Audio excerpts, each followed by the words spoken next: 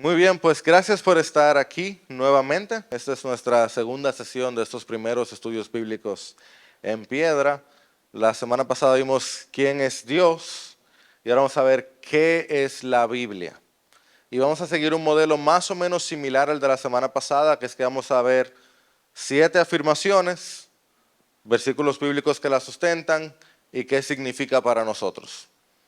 Yo creo que ustedes han notado que soy como medio estructurado, pero yo lo hago porque creo que nos ayuda a aprender.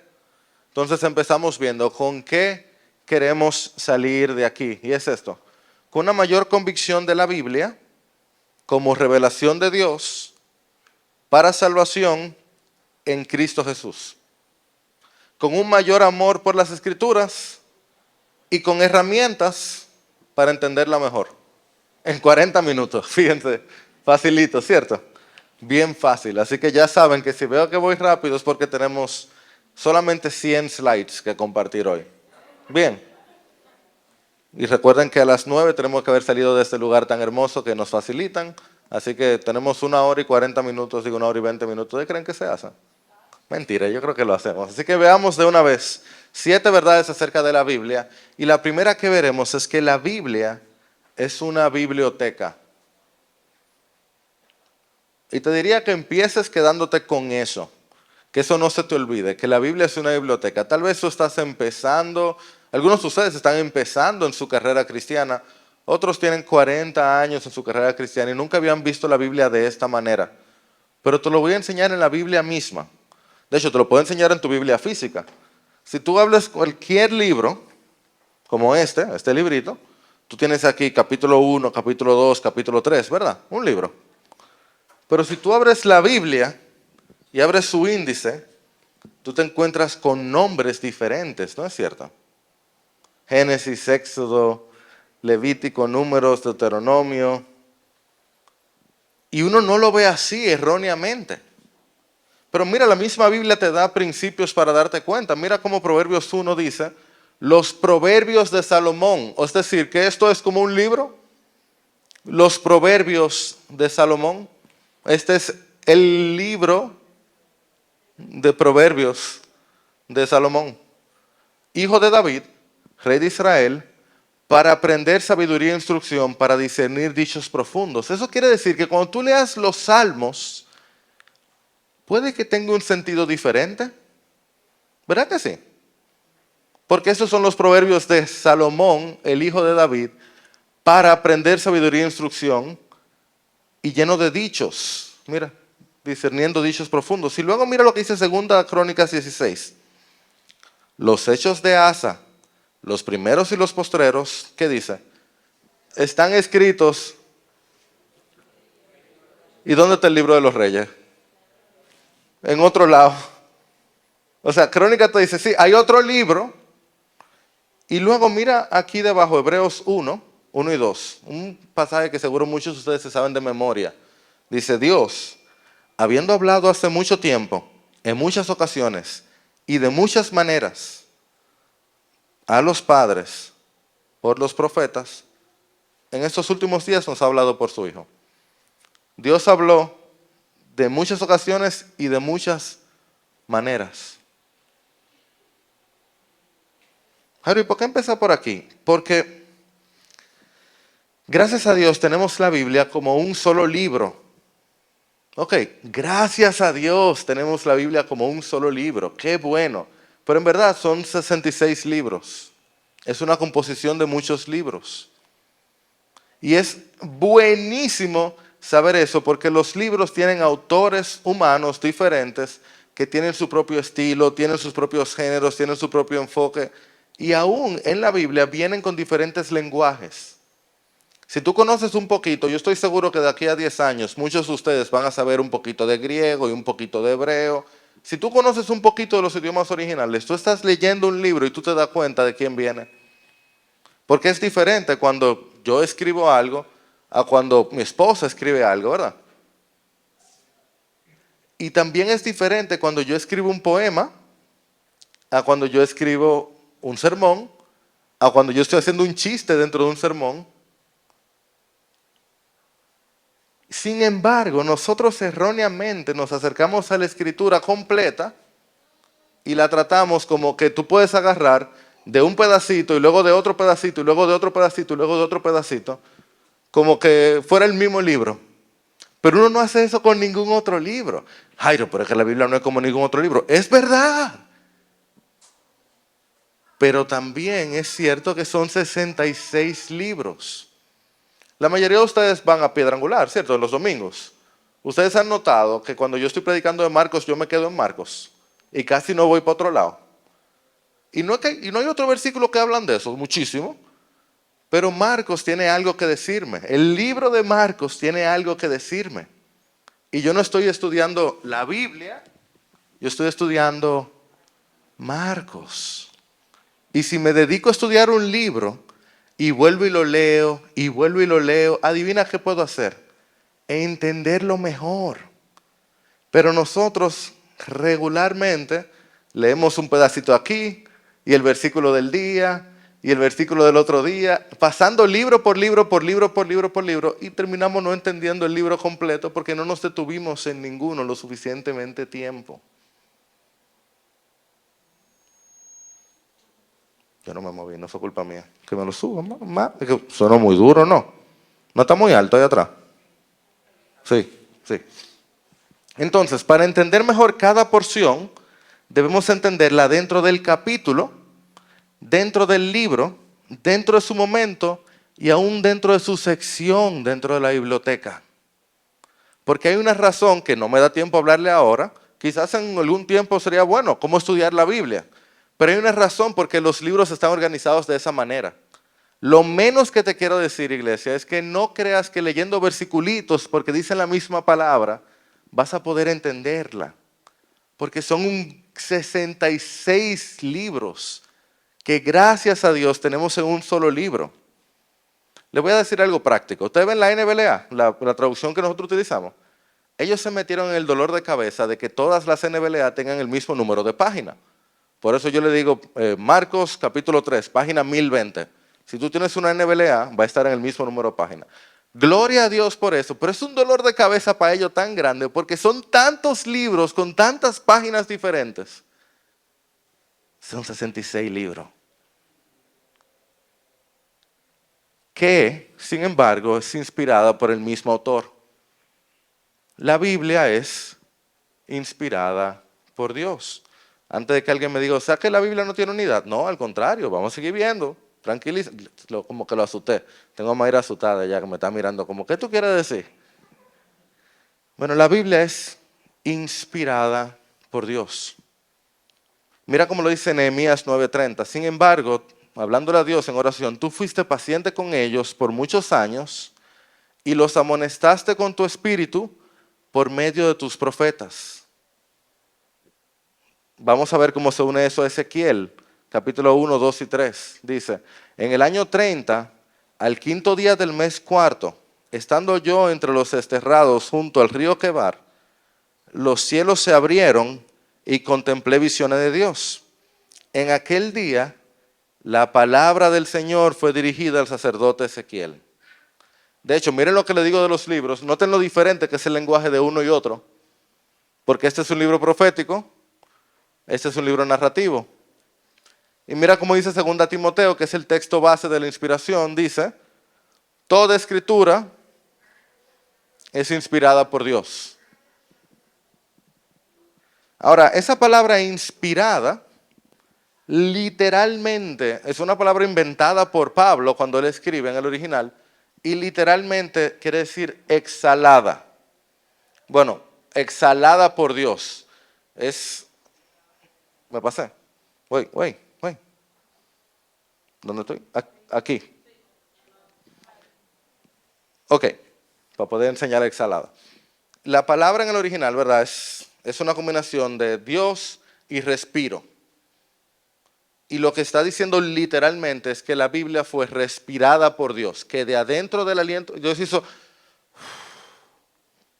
y por alguna razón en algún momento alguien decidió poner inspirada, y ahí se quedó inspirado como el término utilizado.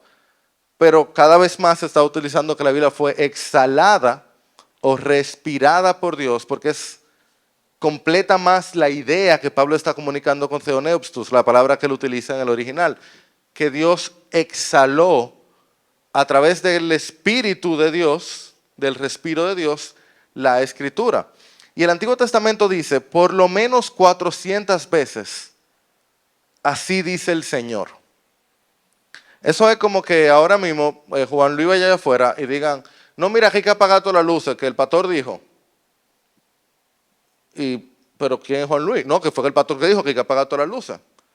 Pero yo dije que apagaran todas las luces. No, que fue el pastor que dijo. Imagínate eso por 1.000.000 de veces.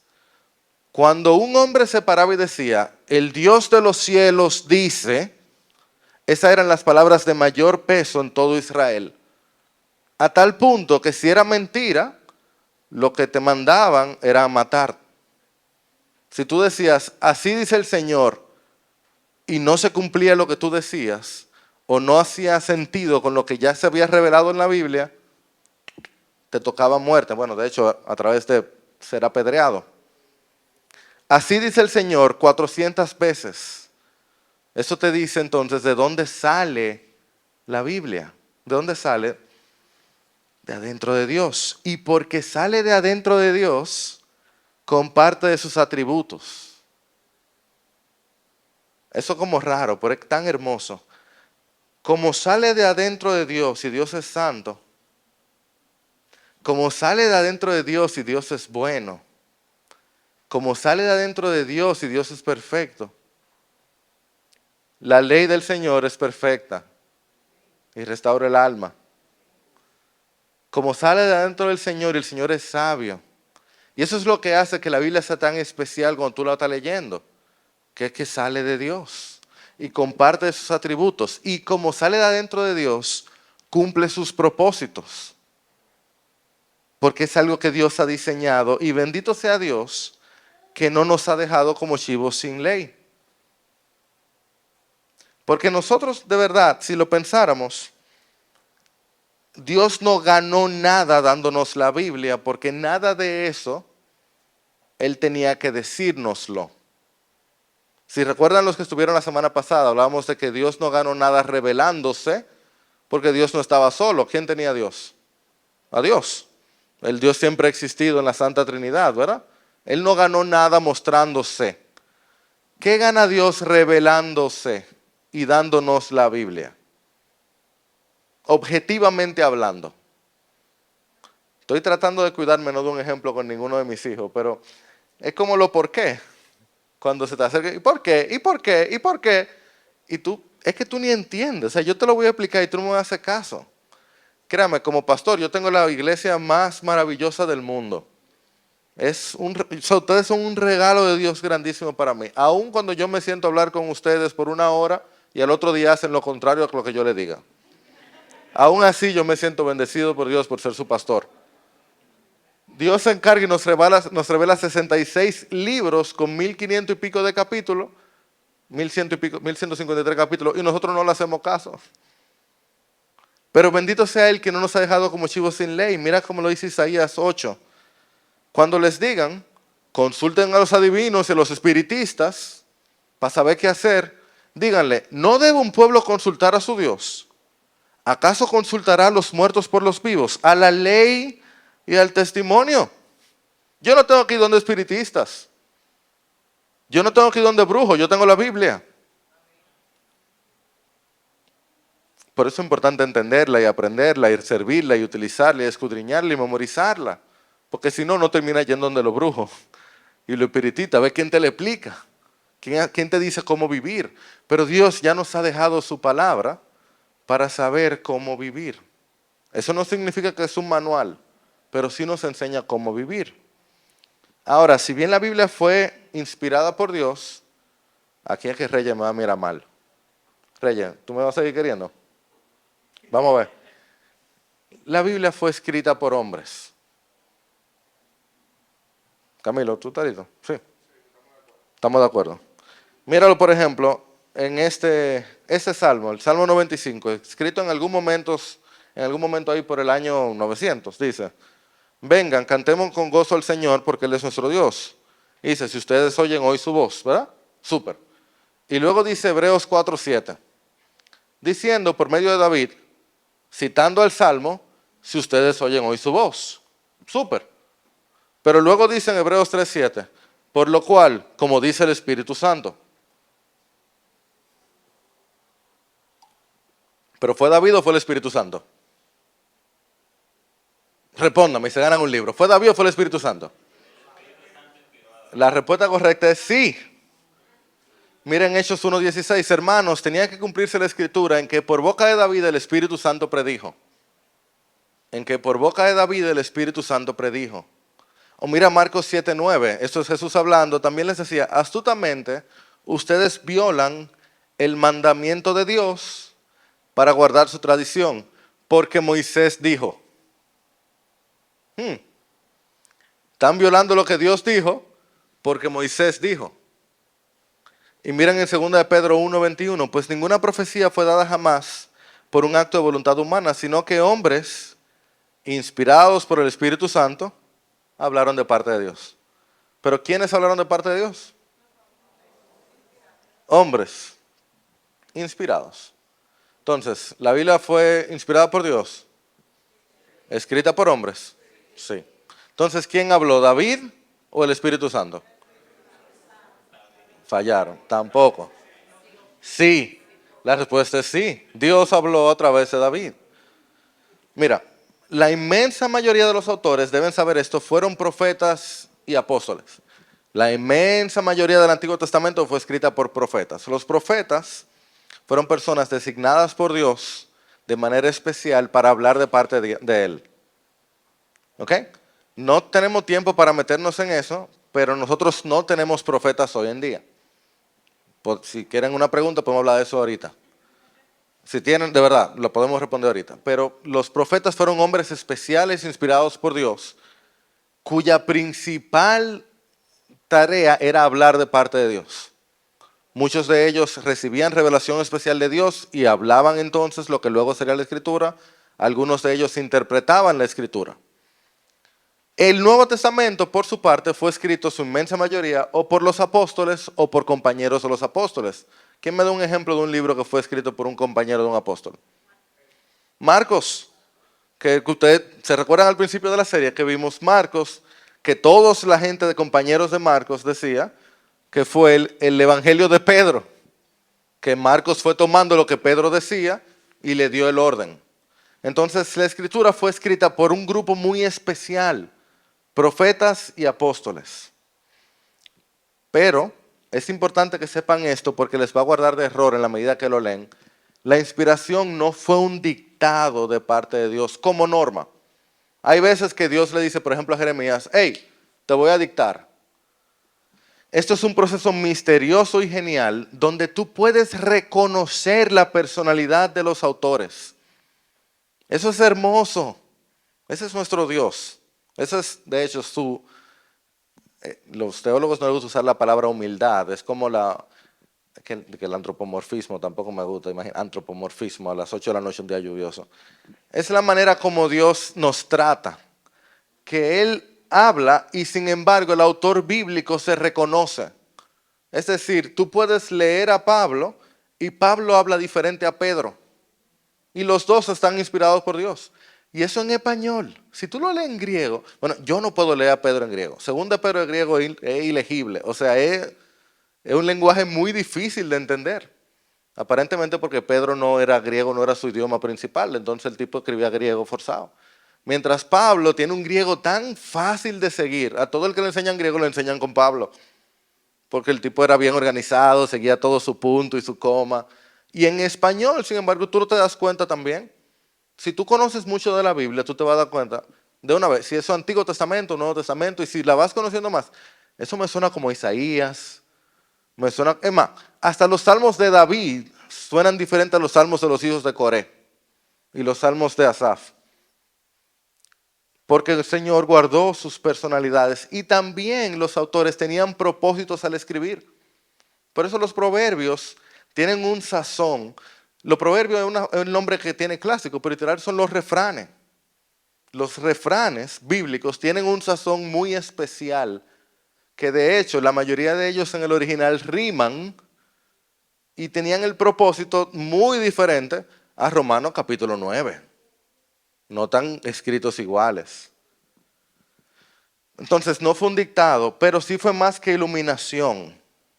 No fue como que un día Pablo dijo, voy a escribir algo, ay sí, qué bonito. O sea, no es como el Aleluya o música ligera, una de esas canciones que son como, wow, esa canción. No, no, no, no, no. Es algo especial y misterioso. Porque de hecho, Pedro dice que los profetas a veces escribían y luego se ponían a ver qué fue lo que escribieron porque no entendían. Se sorprendían de cosas que encontraban allí. Es como un poco misterioso, ¿verdad? No, nada más soy yo que me encuentro como me vuela la cabeza, ¿esta verdad? Bueno, qué bueno que todos ustedes son más inteligentes que yo, gloria a Dios. Entonces, apréndanse esta palabrita. La inspiración plenaria verbal de doble autoría sobrepasa la lógica, pero no es ilógica. ¿Ok? Esta palabrita o este concepto, plenario verbal de doble autoría, eso es la forma de entender la inspiración de la Biblia. Plenaria verbal es como medio fácil de entender y doble autoría también. Plenaria verbal es que cada palabra, o sea, que cada palabra de la Biblia fue inspirado por Dios. Y de doble autoría, ¿quién escribió la Biblia? Dios y los hombres. Bien, sobrepasa la lógica, ajá, pero no es ilógico. No es ilógico, no si estamos hablando del Dios que estamos hablando. ¿Me siguen? Ok, y me encanta esta cita del doctor John Piper. Él dice, la inspiración de la palabra de Dios es como la encarnación del Hijo de Dios. Cuando el Hijo de Dios se hizo hombre, Él se volvió vulnerable al abuso y la muerte. Cuando la palabra de Dios se hizo lenguaje humano, se volvió vulnerable a la ambigüedad y a ser malentendida. Y si tuviéramos más tiempo, yo pasara más tiempo hablando de la comparación genuina y real y útil de la inspiración con la encarnación, que nos ayuda a entender más cómo es posible esta doble autoría, siendo la palabra de Dios, y siendo escrita por hombres también. Punto 4 y punto 5, o verdad 4 y verdad quinta, quiero ponerlas juntas porque están muy atadas. Y es que la Biblia tiene una gran historia con dos partes muy marcadas. Una gran historia. La Biblia tiene una gran historia y tiene dos partes muy marcadas, parte 1 y parte 2. Esta gran historia tiene dos partes. ¿Cómo se ve? Bueno, que en Génesis 1 Dios creó. Súper. No pasa mucho tiempo, más cuando tú consideras que Génesis 2 eso es como un zoom in a Génesis 1, Génesis 3 el hombre peca. Y si tú crees que tú lo hubieras hecho mejor que Adán o Eva, pídele a Dios que te dé un chance en el cielo. Yo te recomiendo que no lo hagas. No hay chance para eso, pero te recomendaría que no lo hagas. De ahí en adelante, miren, déjenme enseñarles. Pati, tú me agarras aquí, por favor. Este es, tú no, necesito el micrófono. Este es, ok, esto es lo que tenemos en la Biblia. Este es el prefacio, el intro, bien. Ok, esto es lo que tenemos sin pecado. Yo pensaba que iba a ser más grande. Bien. De ahí para allá, el asunto es cómo se resuelve el problema de Génesis 3. Esa es la historia. ¿Cómo se resuelve el problema? Lo único es que hay una división muy marcada, más o menos por aquí. Aquí. Esta primera parte, ¿cómo se llama la primera parte? Aquí grandota. Todo esto son los recursos para el ministro. Nada de esto cuenta porque esto es para los pastores. Esto no lo escribió Dios, esto lo escribió diferente gente. Y luego tenemos la parte chiquita que es el Nuevo Testamento. ¿Lo ven? Y luego aquí atrás al final tú tienes un pedacito sin pecado también. Pero viendo que el tamaño de la primera no va a ser más grande de ahí. O sea, Génesis 1, Dios crea. Génesis 3, el hombre peca. De ahí en adelante, ¿cómo se resuelve el problema? ¿Qué es lo que Dios va a hacer? El Antiguo Testamento termina con quien alguien vendría, que alguien vendrá. Literalmente, te lees Malaquías capítulo 4 y dice, antes que venga el día grande y terrible del Señor, yo les envío al profeta Elías. Él hará volver el corazón de los padres hacia los hijos, que es una manera velada de hablar del nuevo pacto. Y luego de ahí, silencio por 400 años. Y por eso todos los evangelios empiezan ¿con quién? Juan el Bautista. Hablan de Jesús y de inmediato van con Juan el Bautista. Tienen que mencionarlo porque es el profeta que había de venir, que está todo el mundo esperando. Y luego el Nuevo Testamento termina con que alguien volverá. En el medio hay un proceso de expectativa. Entonces, esta gran historia de que hay un problema y hay que resolverlo, tiene esas dos grandes partes. Mira cómo dice Jeremías 31. Vienen días, declara el Señor, en que haré con la casa de Israel y con la casa de Judá un nuevo pacto. No como el pacto que hice con sus padres, el día que los tomé de la mano para sacarlos de la tierra de Egipto. Mi pacto que ellos rompieron, aunque fui un esposo para ellos. Y mira lo que dice Lucas 22:20, lo que celebramos cada primer domingo allá en Piedra Angular. Dice, de la misma manera, tomó la copa después de haber cenado diciendo, esta copa es el nuevo pacto en mi sangre. Lo conectan. Este nuevo pacto es entonces inaugurado y completado en Jesús. Este es el culmen, el punto máximo de la historia. Ahora verán un poco más de eso. Pero mira hasta qué punto estas dos partes son diferentes. Mira lo que dice Hebreos 8. Pero ahora Jesús ha obtenido un ministerio tanto mejor, por cuanto Él es también el mediador de un mejor pacto, establecido sobre mejores promesas. Oye, ¿tú estás oyendo que el nuevo pacto es mejor que el antiguo? Pues si aquel primer pacto hubiera sido sin defecto, no se hubiera buscado lugar para el segundo. El antiguo pacto tenía defecto, ¿cuál era? Se lo dejo de tarea. No se lo voy a decir, se lo voy a dejar de tarea. Si alguien lo dice, se gana 1,000,000 de pesos de parte de su esposo o esposa, si está casado o casada, o de sus hijos. Entonces, la historia de la Biblia se mira de esta manera. Es creación, que vieron, que cortico, ¿verdad? Caída, redención, que tiene como detallitos, pero está apuntando a un momento máximo, y luego consumación. Esta es la historia de la Biblia, y aquí yo se la pongo un poquito más largo. Es la historia del Dios creador, que redime a su pueblo rebelde del pecado y sus consecuencias, a través del sacrificio del mediador, Dios hecho hombre, para llevarlos a la mejor realidad posible. Esa es la historia cuando tú lees la historia completa. Cada pequeña historia que uno se encuentra tiene rima con eso. O sea, esta es la tonalidad final. La sinfonía completa es esta. Y cada parte va contribuyendo a llegar aquí, al sacrificio del mediador que nos lleva a la mejor realidad posible.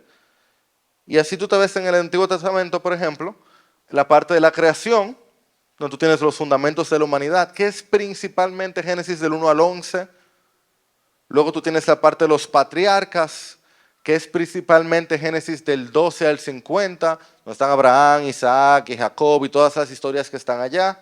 Y ahí tú te encuentras que lo que contribuye principalmente es la promesa de la elección que te encuentras en Génesis 12, Génesis 15, Génesis 17, y Dios va repitiendo que Él va a elegir un pueblo para sí.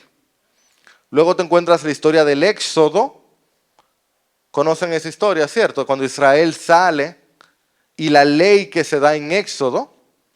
Luego de ahí tú tienes un periodo de reinos donde está Saúl, David, Salomón y un reguero de reyes que no se comparan en lo absoluto con estos dos.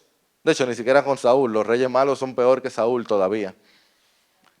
Y luego al final tú tienes un periodo de exilio y retorno, que es lo que Nehemías y Esdras narran, pero hay una serie de profetas que acompañan toda esta historia.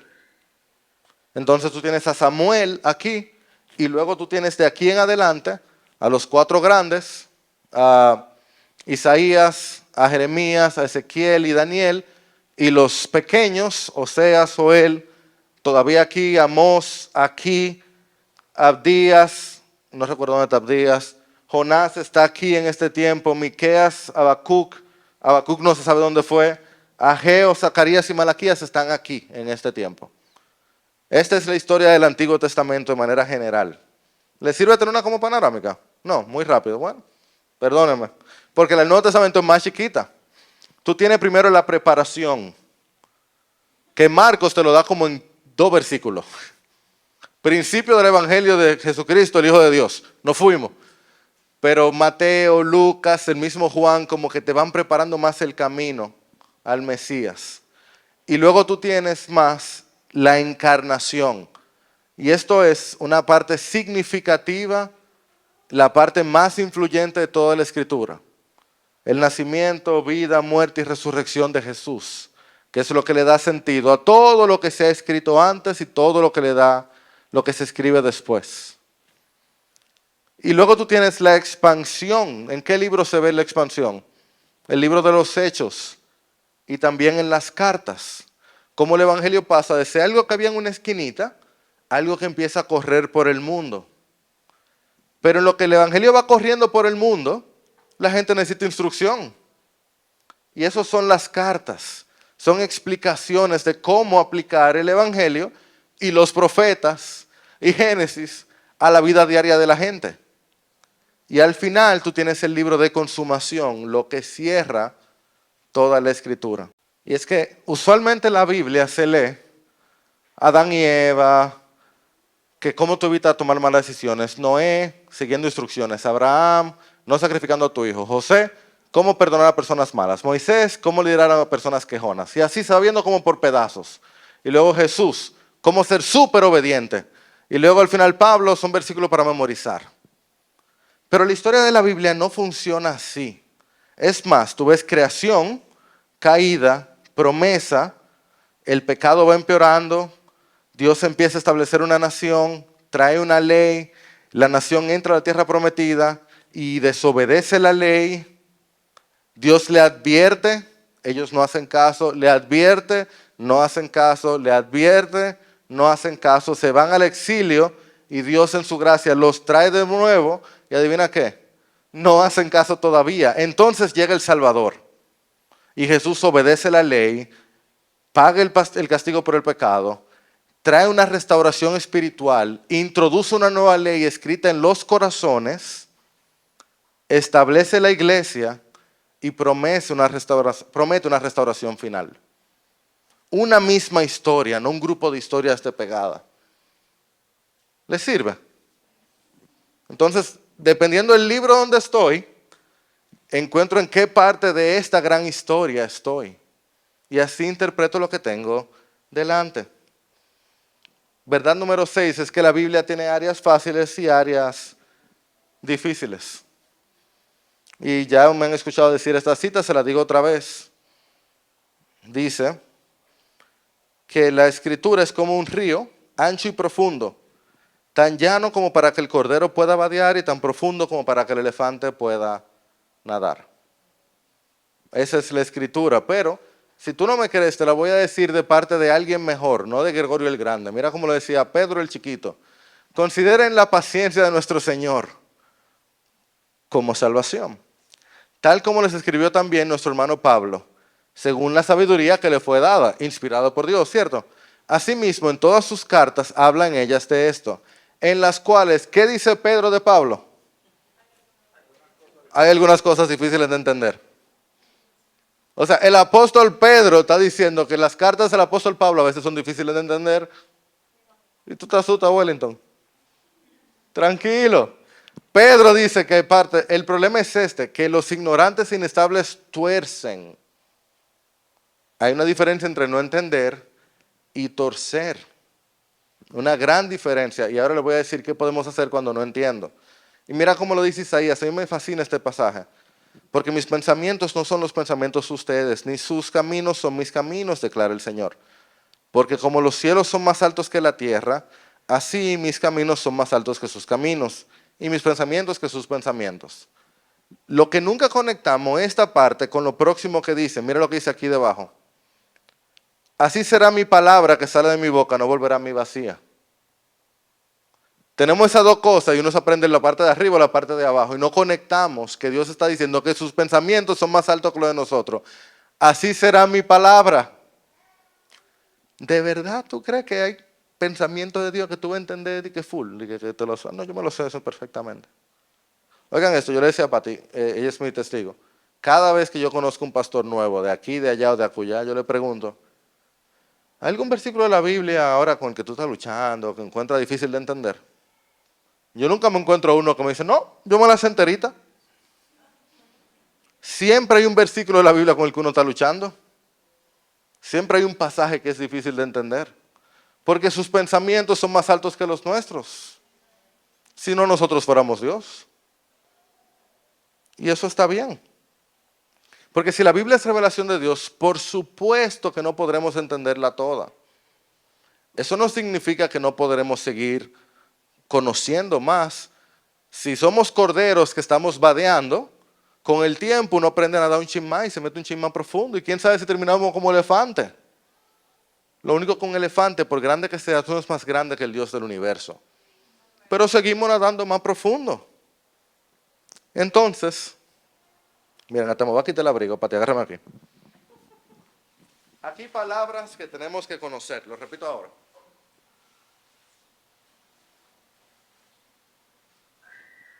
Aquí algunas palabras que tenemos que conocernos. La primera es hermenéutica. La hermenéutica es el estudio de la interpretación de la Biblia. Yo no sé cuánta clase de hermenéutica yo he cogido, pero no son ni una ni dos. Yo no sé cuántos libros de hermenéutica yo he leído. Yo sé que yo he enseñado hermenéutica 4 o 5 veces. Literal, la he enseñado. ¿Tú crees que yo me sé entender la Biblia enterita? Ni cerca. La hermenéutica se dice que es el estudio y el arte, o la ciencia y el arte de la interpretación de la Biblia. Apréndanse esa palabra si no se la saben. Ya tú sabes que eso es toda una materia que se estudia a nivel de doctorado. Toma tiempo. Y apréndanse esta otra. Perspicuidad, que es la palabra más irónica del mundo. Perspicuidad literalmente significa claridad o transparencia. Es la palabra menos perspicua para algo tan perspicuo. Y a lo que se refiere es, cuando hablamos de la Biblia, que es el único uso que tiene la palabra hoy, es que lo más importante de la Biblia está claro. O sea, Juan 3:16, cualquiera lo lee y lo entiende. De tal manera amó Dios al mundo, que ha dado a su Hijo unigénito, para que todo aquel que en Él cree no se pierda, mas tenga vida eterna. Lo principal, lo básico, lo esencial de la Escritura está perspicuo, está claro. Y este concepto es muy importante porque si tú vienes a la Biblia y dices que yo no entiendo nada, espérate, cambia de libro. Que lo más importante, o mejor dicho, lo más esencial de la Biblia está claro. No lo tuerzas, ve en obediencia y fe. La tercera palabra que quiero que se aprenda, el tercer concepto, es humildad epistémica. William, no me mire mal. Este estudio bíblico, no son los domingos. Además, ya yo dije corolario un domingo, así que esto no es nada. Humildad epistémica se refiere al reconocimiento de que nosotros no conocemos todo. Epistémico tiene que ver con es la ciencia y filosofía del conocimiento. Y humildad es lo que todos quisiéramos tener, ¿verdad? A lo que se refiere a la humildad epistémica, que no es un concepto cristiano, únicamente cristiano, pero los cristianos estamos tratando de apropiarnos de él, es reconocer que solo Dios es Dios. Y que por tanto yo puedo estar seguro de lo que creo y decir, pero tú sabes, ¿qué tú piensas? Y estás dispuesto a cambiar. Ahorita que Joan me estaba hablando del milenio. Digo, sí, yo estoy muy seguro de lo que creo hoy del milenio, pero podemos hablar de eso después. Hay que tratar de tener humildad epistémica. Y el cuarto concepto, quizás el más importante que deben aprenderse hoy de esto es no sé. Que cuando una gente te venga con un versículo bíblico, tú tengas toda la habilidad de decirle, no, men, yo no sé. ¿Verdad que sí, Silke? Porque la Biblia es la Biblia y tú no eres Dios. Y está bien no saber. eso está bien. Es mucho mejor que inventarte una respuesta o decir algo que no es verdad. Cuando tú reconoces que no sabes, ¿qué haces? Investigas y preguntas y tratas de conocer más. Entonces, no sé, está bien. Porque mira esta belleza de Deuteronomio 29:29. Las cosas secretas pertenecen al Señor nuestro Dios. Pero las cosas reveladas nos pertenecen a nosotros y a nuestros hijos para siempre. Si está revelado y ya tengo claridad, muy bien. Si no está revelado y tengamos humildad epistémica para saber que si no es perspicuo y no tengo suficiente calidad hermenéutica, no sé, and that's okay. Porque viene el último punto, que es el que quiero que se memoricen. Lo cantamos hoy, gracias a Dios. Yo no le dije a los muchachos que cantaran esa hoy, pero todo el punto de esa canción es el punto de la Escritura. Y es que la Biblia no es un fin en sí mismo. La Biblia nos apunta a Jesús, el Cristo, el Hijo de Dios. Por buena que es la Biblia, lo que hace la Biblia indispensable para nuestras vidas es que nos apunta a Jesús, quien es la revelación de Dios. Porque si solo fuera por conocimiento, siempre recuerden, es un versículo que no se le enseñan en la escuela dominical a los niños, pero quizá hay que enseñárselo, Santiago 2:9. ¿Crees que Dios es uno? Haces bien. Los demonios también creen y tiemblan. Los demonios se saben de la Trinidad muy bien. El conocimiento no es suficiente. Mira cómo lo dice Deuteronomio 18:18. Un profeta como tú, al principito de la ley, un profeta como tú levantaré de entre sus hermanos y pondré mis palabras en su boca y él les hablará todo lo que yo le mande. Al principio de la ley, eso es sin decir Génesis 3:15 que les mostré la sesión pasada. Dios estaba diciendo, viene uno que les va a poner mis palabras en su boca, apuntando a lo que iba a pasar en nuestro corazón. Y mira Juan 5:39, hablándole a los fariseos, ustedes examinan la Escritura porque piensan tener en ellos vida eterna. Y son ellas las que dan testimonio de mí. Cuando lees la Biblia y pasas por alto a Jesús, la estás leyendo mal. Te quedas sin la vida eterna. Y dice Lucas 24:44, Jesús dando clases de hermenéutica, después Jesús les dijo, esto es lo que yo les decía cuando todavía estaba con ustedes, que era necesario que se cumpliera todo lo que sobre mí está escrito en la ley de Moisés, refiriéndose a la primera parte de la Escritura, en los profetas, refiriéndose a toda la segunda parte, y en los salmos, refiriéndose a la poesía. Es decir, el Antiguo Testamento estaba escrito sobre mí. Cristo, esa tiene que ser una buena clase de hermenéutica, pero yo he tenido que dar 4 o 5 porque no funcionan. Pero la de Cristo de una, esos discípulos se la aprendieron. Para entender correctamente la Biblia, yo necesito ver a Jesús. Si no, yo no la entiendo bien. Si yo leo la Escritura y yo no me encuentro con Cristo en ella, yo no la entendí bien. Porque el propósito de la Escritura es llevarme a Cristo. Porque si Jesús es el único mediador entre Dios y los hombres, ¿se recuerdan eso que lo vimos? Si Él es el sí de las promesas de Dios, según 2 Corintios, si Él es la imagen del Dios invisible, ¿cómo yo voy a poder entender la revelación de Dios en Jesús? Él es la llave que desata toda la Escritura.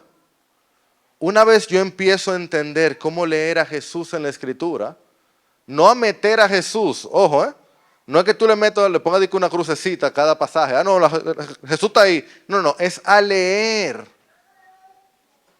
cómo es que cada avenida o cada callejón me lleva hacia la cruz, o hacia la encarnación, o hacia la resurrección. Entonces yo pienso entender la Biblia y ver cómo Jesús siempre ha estado ahí. Y yo no me voy a cansar de dar este ejemplo porque para mí es el más útil. Es como, spoiler, el sexto sentido. ¿Alguno no ha visto el sexto sentido? Qué bueno, todos la vieron. El sexto sentido, de 1999, por eso puedo dar spoiler porque estamos en el 22, ya hace 23 años esa película. Yo la vi en Plaza Central. Bruce Willis, que es el consejero y terapeuta de este niño, Haley J. Osment, está ayudando a este niño porque el niño ve gente muerta, ¿verdad? ¿Recuerdan? I see dead people. Eso es lo primero que el niño le está diciendo y Bruce Willis está aconsejándole y cómo vivir. Pero la película empieza ¿con qué? Con que a Bruce Willis le disparan. Y luego de ahí para adelante tú vas corriendo la película y vas viendo cómo él y el niño van compartiendo todo eso. Y al final de la película, ¿qué tú te enteras? Que Bruce Willis estaba muerto. Y uno se queda como, ¿cómo va a ser? Y luego tú lo vuelves a ver y tú ves que la película empieza con que al hombre le disparan en el estómago y nunca se ve que el hombre vaya al hospital. Y la película ocurre y él nunca conversa con más nadie. Nadie habla con él, él nunca come, él nunca bebe, él solamente habla con el niño que dice que él ve muertos. Las claves estaban claras, pero uno necesitaba la revelación para luego tú ver atrás y decir, ahora tiene sentido, eso era aquello otro. Pues nuestro Jesús no está muerto, está vivo. El mediador ya vino en la carne y era Dios hecho hombre. Y una vez yo sé eso, yo puedo irme a Daniel o irme a Éxodo o hacer, y con esto cierro esta cita del doctor Tim Keller, entender que hay un mejor y verdadero Adán que pasó la prueba en el huerto y cuya obediencia fue imputada a nosotros. Que hay un mejor y verdadero Abel que fue inocentemente asesinado y cuya sangre clama por nuestra absolución en vez de nuestra condenación. Que hay un mejor y verdadero Abraham, quien contestó el llamado de Dios para dejar todo lo cómodo y familiar y salir al vacío a crear un nuevo pueblo de Dios. Que hay un mejor y verdadero Isaac, el hijo de risa, el hijo de gracia, que no solo fue ofrecido por su padre, sino que fue sacrificado por nosotros. Que hay un mejor y verdadero Jacob, quien luchó y recibió el golpe de justicia que nosotros merecíamos, para que al igual que Jacob, solo recibiéramos las heridas de gracia que nos despiertan y nos disciplinaran. Que hay un mejor y verdadero José, quien a la diestra del rey perdona a los que lo traicionaron y vendieron, y que usa su nuevo poder para salvarlos. Que hay un mejor y verdadero Moisés, quien se pone en la brecha entre el pueblo y el Señor y es mediador de un nuevo pacto. Que hay hoy un mejor y verdadero Job, quien sufrió inocentemente para después interceder por y salvar a sus amigos insensatos, nosotros. Que hay un mejor y verdadero David, cuya victoria se convierte en la victoria del pueblo, aunque ellos mismos no levantaron ni una roca. Hay un mejor y verdadero Jonás, arrojado a la tempestad por el rescate de muchos. Hay un mejor y verdadero Cordero de Pascua, inocente, perfecto, indefenso, inmolado, para que pasara de largo el ángel de la muerte. Jesús es el verdadero templo, el verdadero profeta, el verdadero sacerdote y verdadero rey, verdadero cordero y sacrificio, la luz verdadera y el pan verdadero. Y es que la Biblia no es una serie de historias desconectadas, es una sola narrativa que nos señala a una persona, a Jesús. Señor, permítenos entender y comprender tu palabra mejor, para así adorarte mejor y tener mayor fe en Jesucristo, el Hijo de Dios. A través de tu Espíritu, en tu nombre oramos. Amén.